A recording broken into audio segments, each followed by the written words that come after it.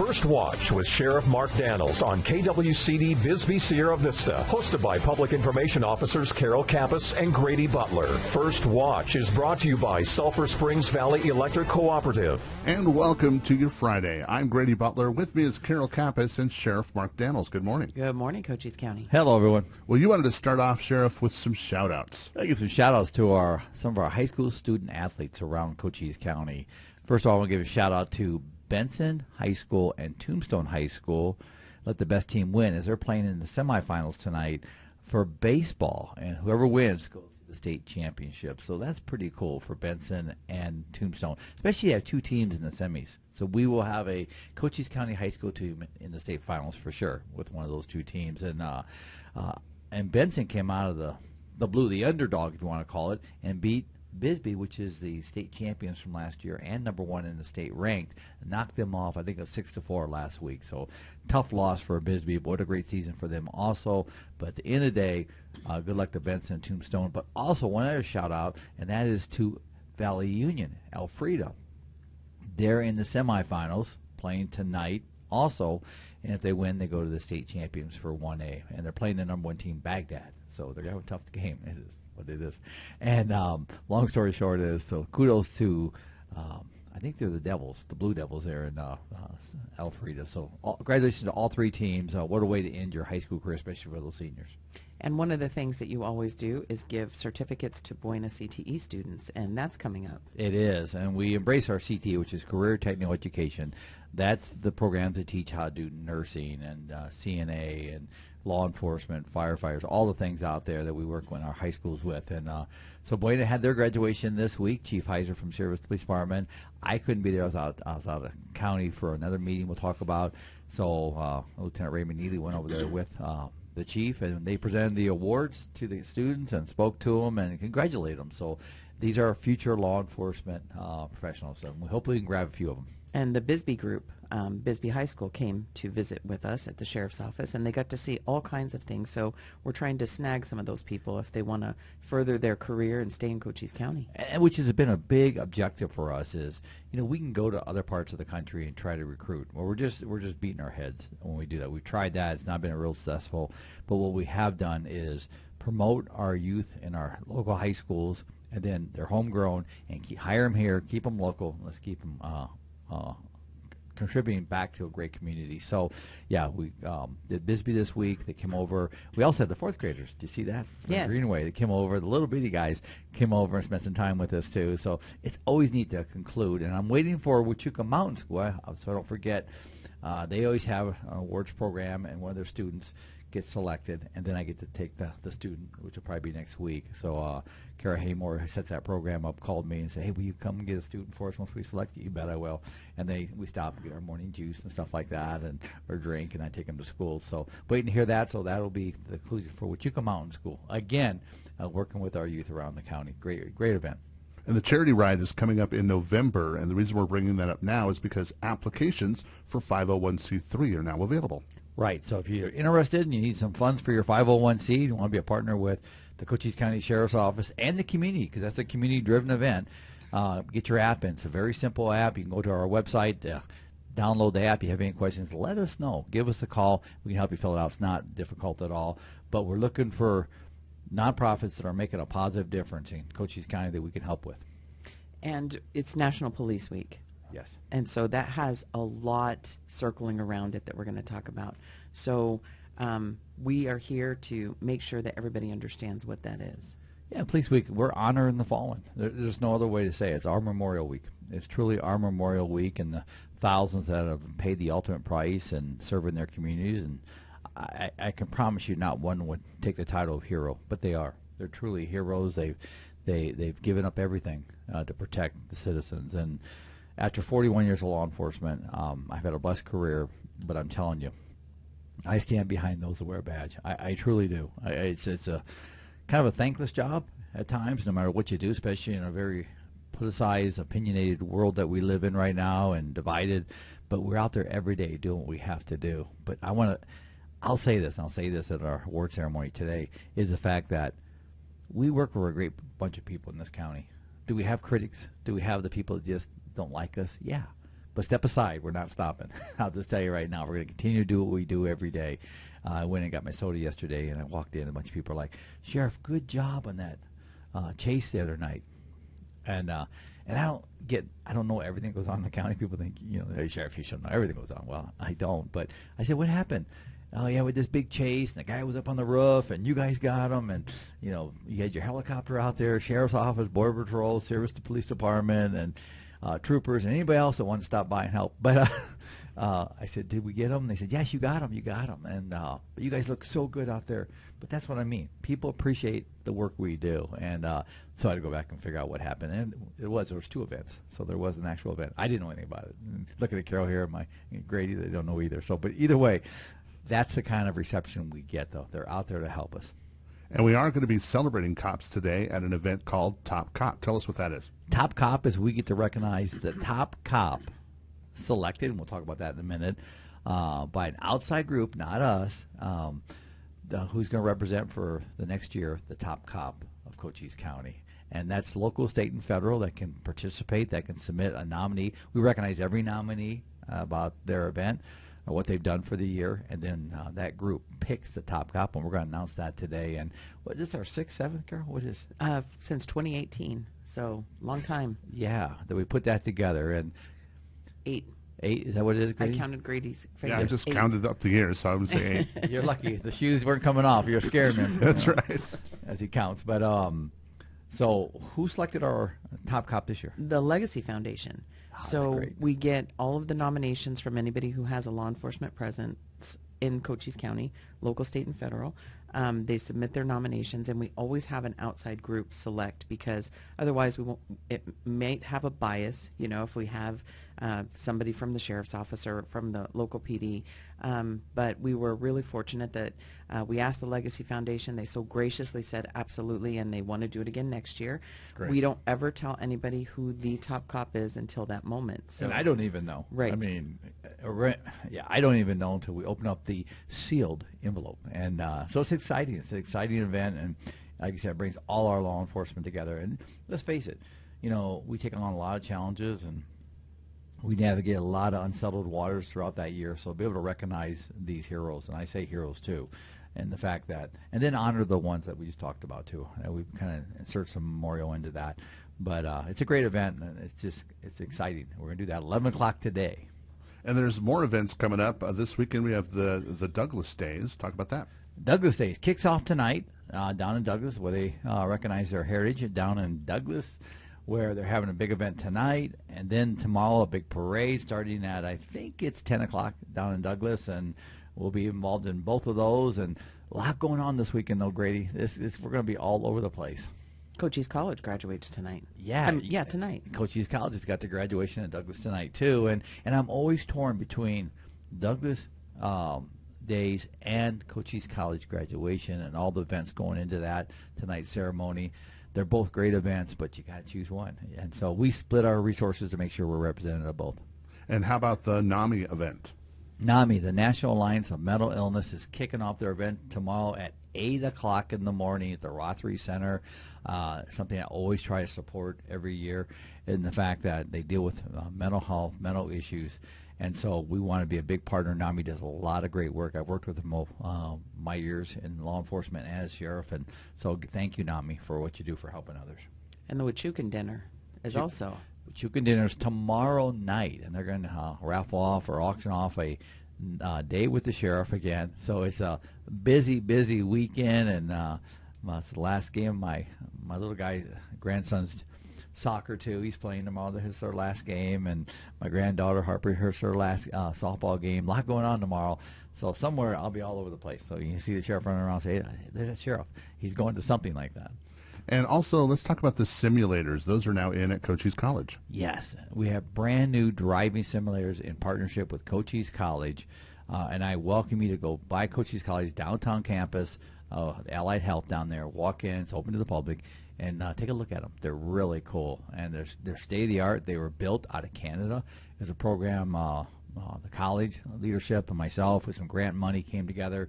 And we took 3 old sheriff's cars that were going to be auctioned off, and they refurbished them, made them simulators. They're the coolest things. And there's a helicopter coming too. So you have a simulator for the helicopter. It's just everything.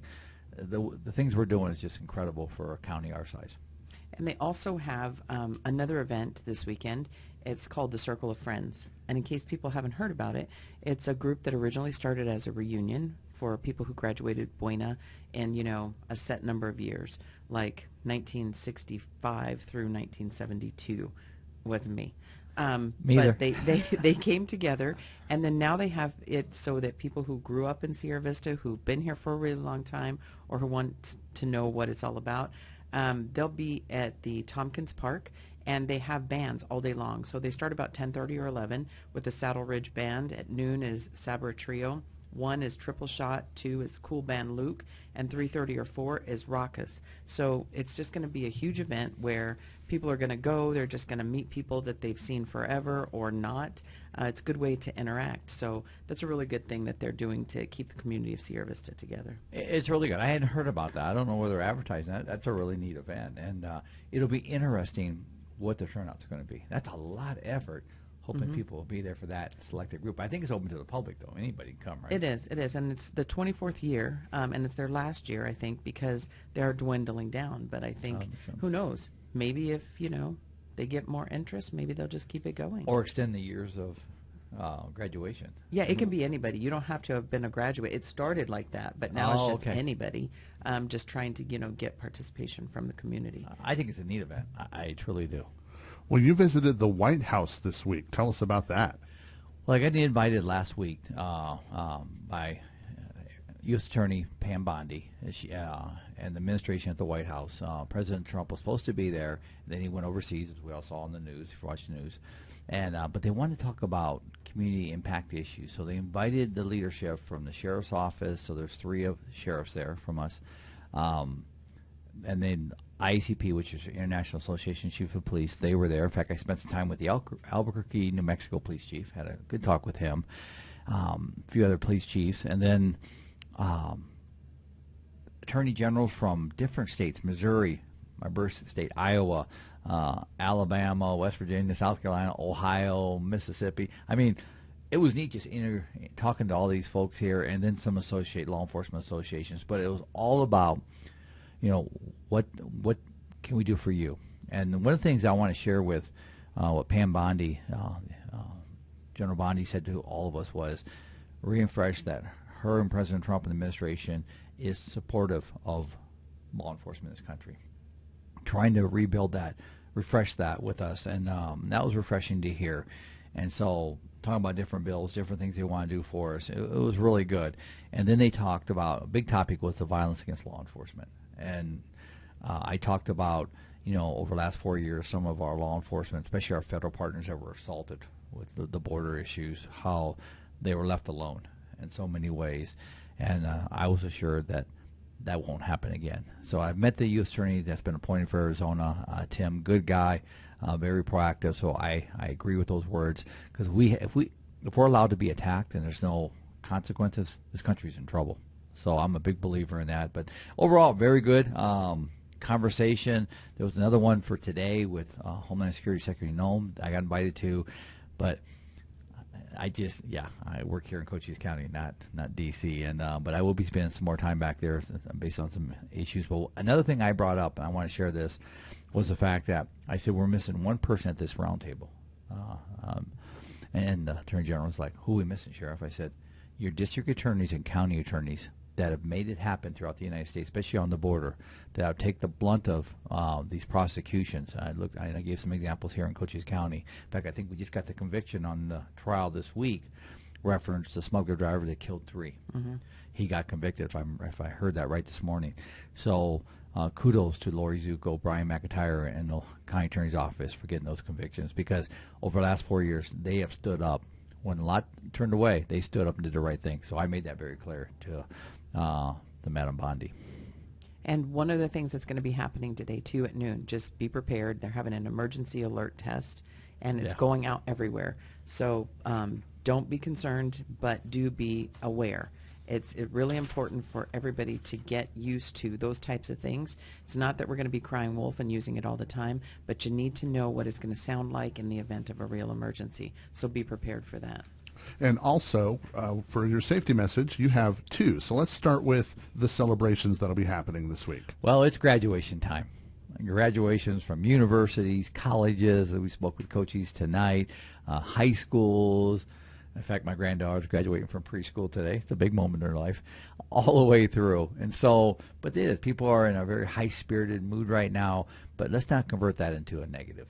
And I can't say that enough, and drinking, just be sound, be balanced, be reasonable, and know your disciplines when it comes to that. So I always worry about, because this time of year, people are celebrating, then we have a tragedy. Well, we want to avoid that. And do what's right there, please. That's all I can say. And your other safety message is about yellow lights. Yellow lights.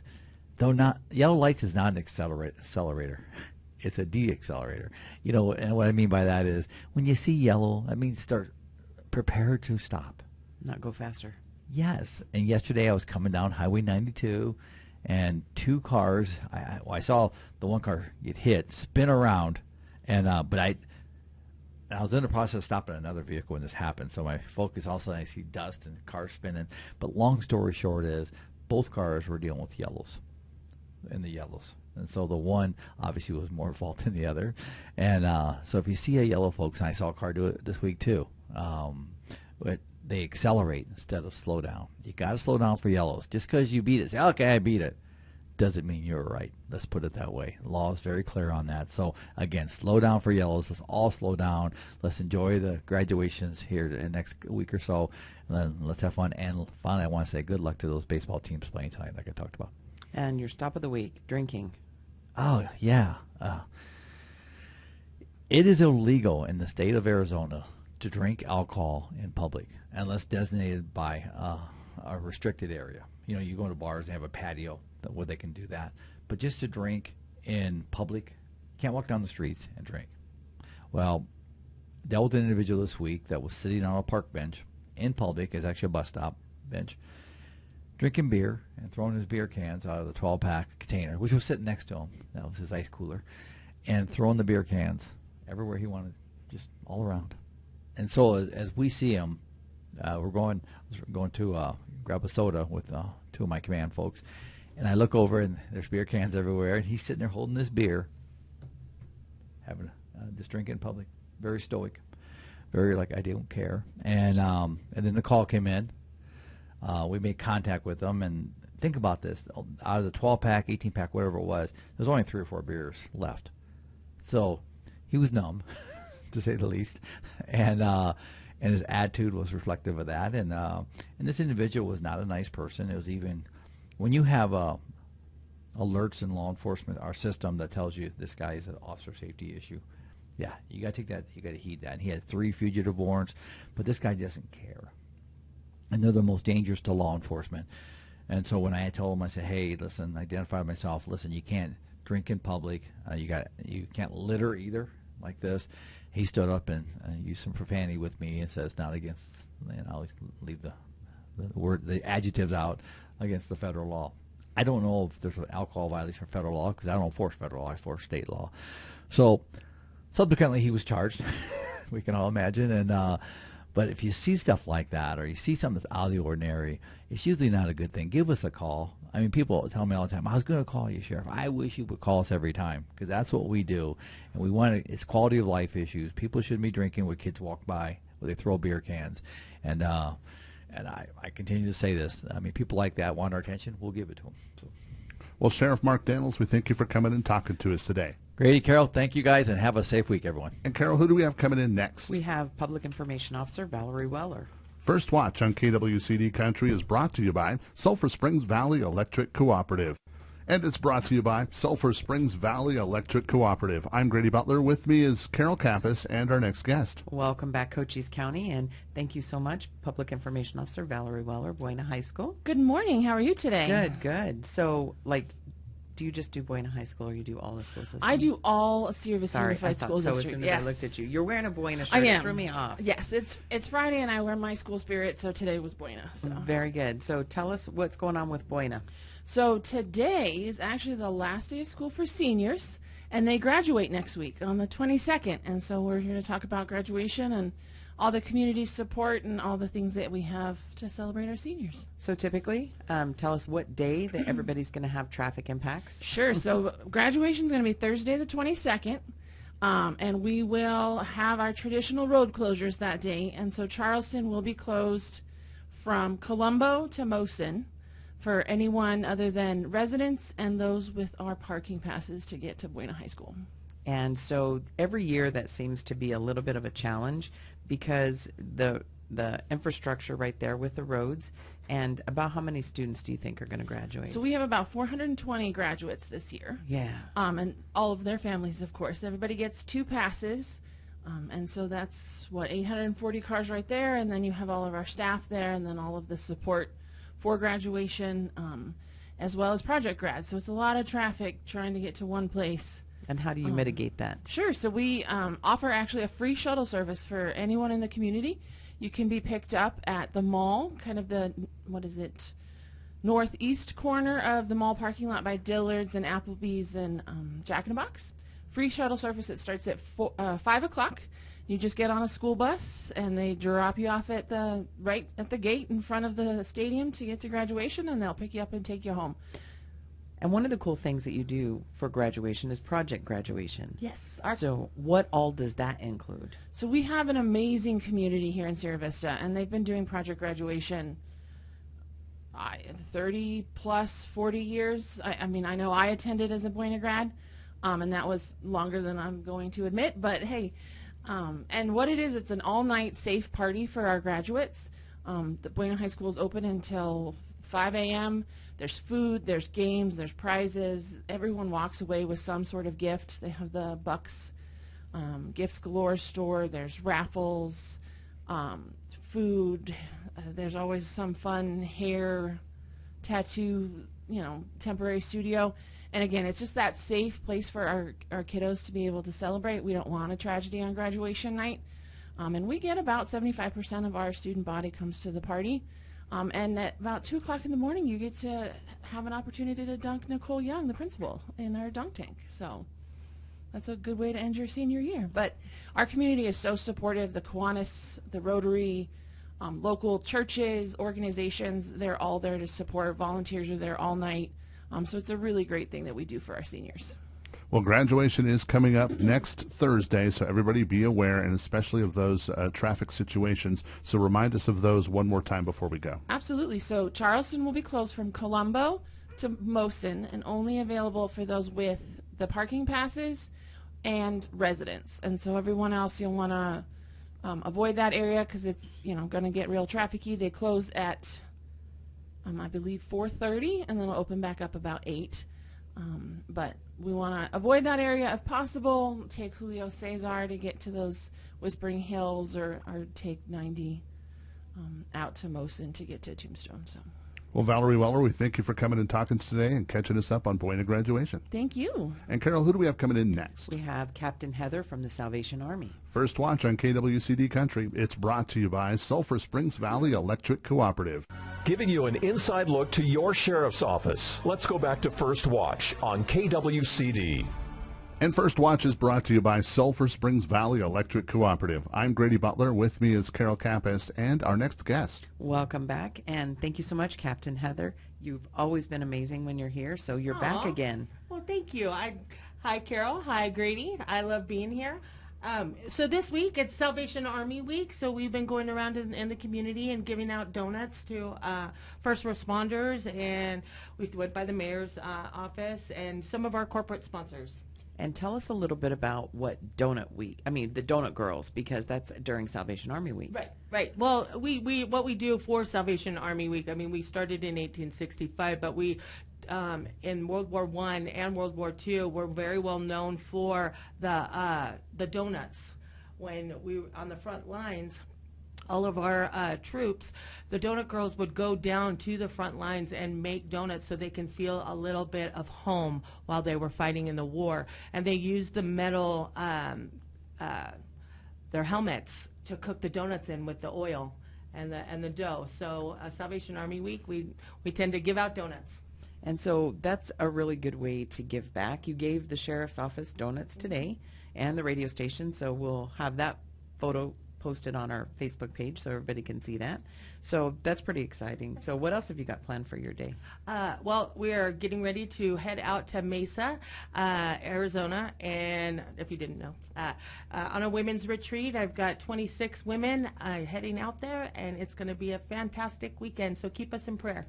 Good. And so what are some of the things that people don't understand that you do for the Salvation Army really quickly? And I think it's the lunches that maybe some people know about, but I've run into several and seen it on different forums on social media where they're not aware of where they can get some assistance. So we do Monday through Friday. We do a free lunch for anyone. You don't have to, be in need. It just if you'd like to come and have a great lunch, we have from 11:30 to 12:30, and we also give out emergency food boxes Monday through Friday from 9 to 1, and we have 4 distributions. The first and second Tuesday of every month, we're in Hereford as well as at 180 Wilcox, Sierra Vista.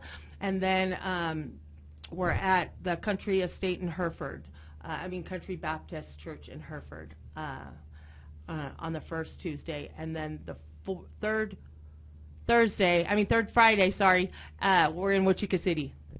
So how we get a hold of you at the Salvation Army for more information? Call us at 520-459-8411 or come see us at 180 Wilcox.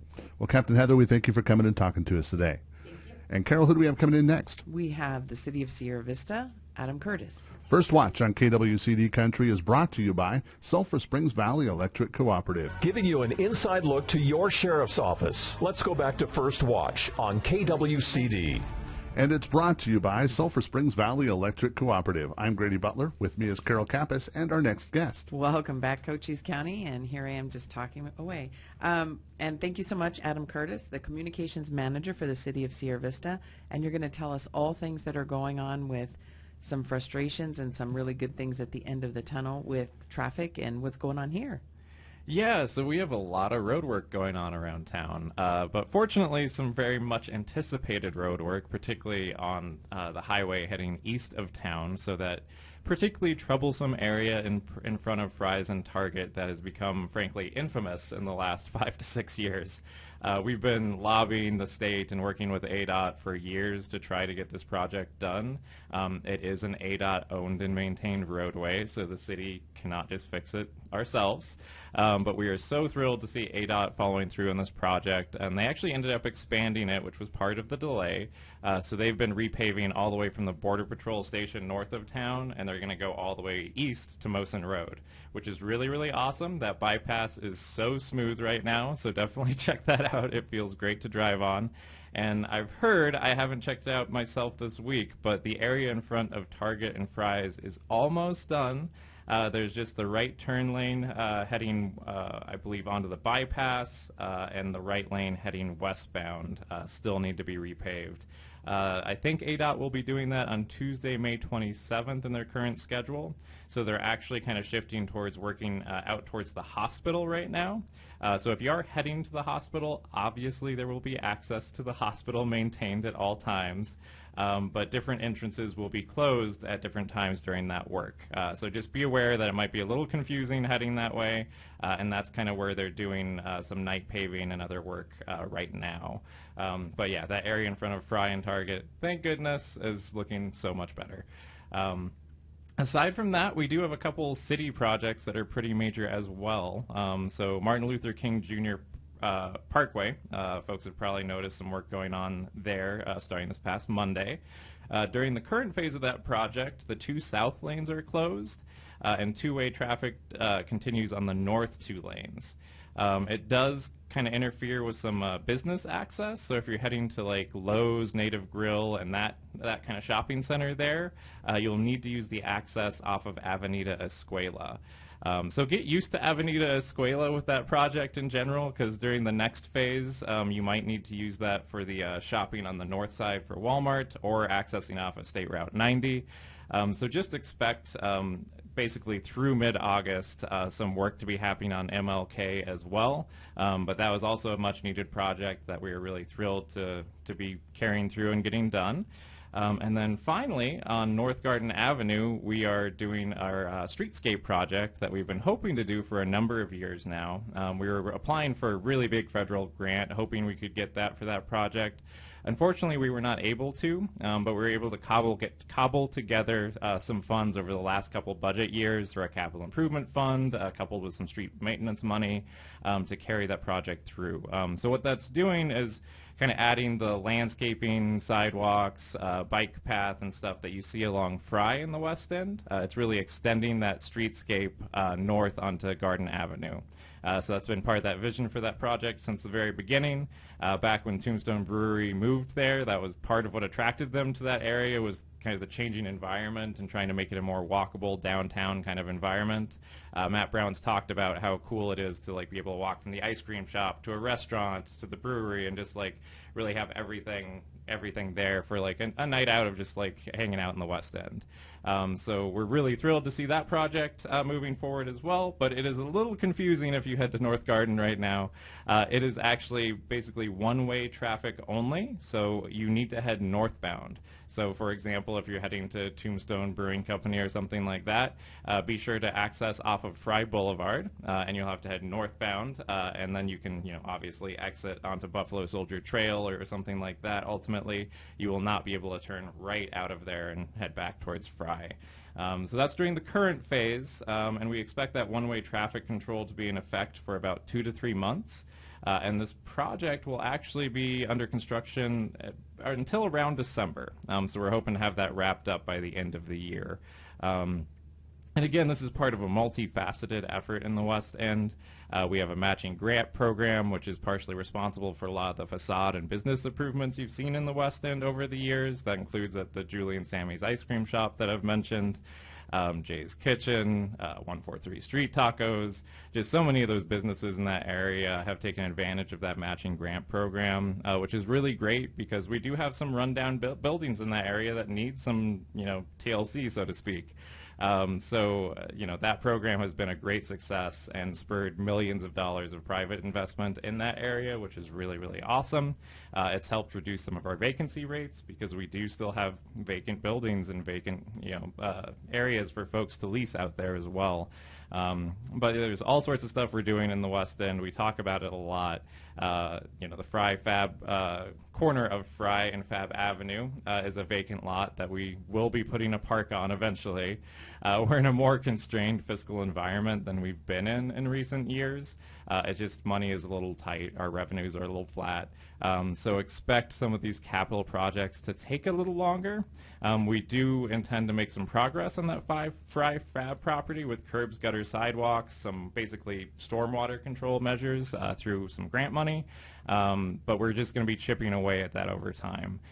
So these things take time, and we can't always predict what our revenues will look like. But we are very pleased to be able to move forward with the North Garden Avenue project and bring some more very meaningful change to the West End. And you guys have events all the time. Do you have any events that you want to kind of promote right now? Yeah, of course. Coming up, we have 2 of our biggest annual events. So on Saturday, May 24th, that's not this Saturday, but I'm pretty sure it's next Saturday. And that's from noon to 7 p.m. in Veterans Memorial Park. That's our annual Wine, Beer, and Spirits Festival. So a lot of area vineyards, wineries, breweries, distilleries come out for that event. We also have live music throughout. And the grass is actually green this year and looking a lot nicer. So it's a great atmosphere for that event. You can actually get your tasting tickets in advance on eventbrite.com. Just search for Sierra Vista or the Wine, Beer, and Spirits Festival. You'll save $5 because if you get them in advance, it's only $25 versus $30 day of. And I think you get a couple additional tastings as well.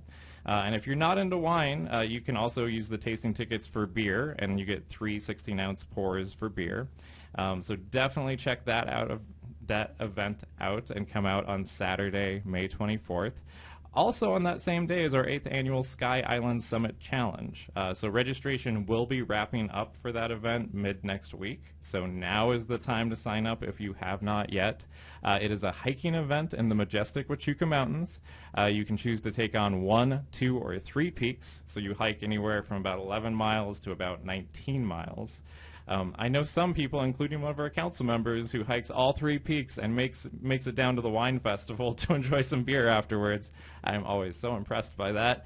But it is definitely something that you need to be in a bit of shape for. But if you want to challenge yourself, it's a great time to do it. We have actual safety personnel out there, water stations, and it just is a great way to explore the Huachuca Mountains if you haven't done it a lot before, if you're not as confident kind of exploring those trails. It's in more of a supervised atmosphere to a degree, and just it's a beautiful time of year. It's always beautiful to head up there. But if you've never been up to the top of Carr Peak or Miller Peak, it's a great way to do it, and it's always fun to do it with other people. And we get people from all over Arizona, even other states. I even interviewed someone from Britain once that went up to do it, and probably knew someone here in Fort Huachuca. But it's a wonderful event, so check that event out on active.com. You can search for the Sky Island Summit Challenge. If you just search that in Google, our event page will come up, and you'll find the link for registration on active.com as well. We have almost 220 people signed up. It was around 215 when I checked yesterday. We actually top out at 250. So we're near capacity, but should have room through end of registration until about Tuesday, Wednesday this week. So if you're interested, go check that out. Sky Island Summit Challenge, registration on active.com. And there's always a lot of ways to follow the City of Sierra Vista on social media and websites, so give us all that information. Yeah, so our website is sierravistaaz.gov, and you can find information on all kinds of stuff there. We're also very active on social media. Our primary Facebook page is City of Sierra Vista, so just look that up on Facebook. Also Instagram, City of Sierra Vista. Aside from that, Sierra Vista Police, Fire, and EMS is a must-follow. That's where we share news about the Sierra Vista Police Department, Sierra Vista Fire and Medical Services, and also just, breaking, public safety information and incidents and stuff like that. We also have, a library, cultural services page, a parks and recreation page, all kinds of stuff, but definitely check out those main channels and check us out on Instagram as well. And Communications Manager for Sierra Vista, Adam Curtis, we thank you for coming and talking to us today. Of course. Thank you both. And Carol, how do we get a hold of us at the Sheriff's Office? Reach out at 520-432-9500.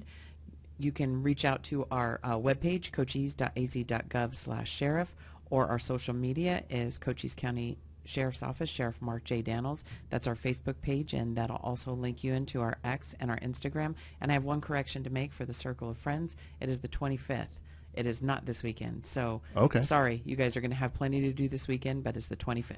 And also, we want to remind everybody about the tax sale that's going on at Horse and Around Rescue. That's tomorrow. Yes. And I told Steve that I would mention it one more time, so I'm glad you brought something up because that made me remember I need to bring that up. Yes. That's going to be out there, and he's got saddles and all the tax stuff that you need for your horses. Horse and Around Rescue in Hereford. You can Google it and find directions, but that tax sale is tomorrow. All right. First Watch on KWCD Country is brought to you by Sulphur Springs Valley Electric Cooperative. You've been listening to First Watch, brought to you by Sulphur Springs Valley Electric Cooperative. Keep up to date. Follow the Cochise County Sheriff's Office on Facebook. And tune in next Friday, 7 a.m. for First Watch right here on KWCD.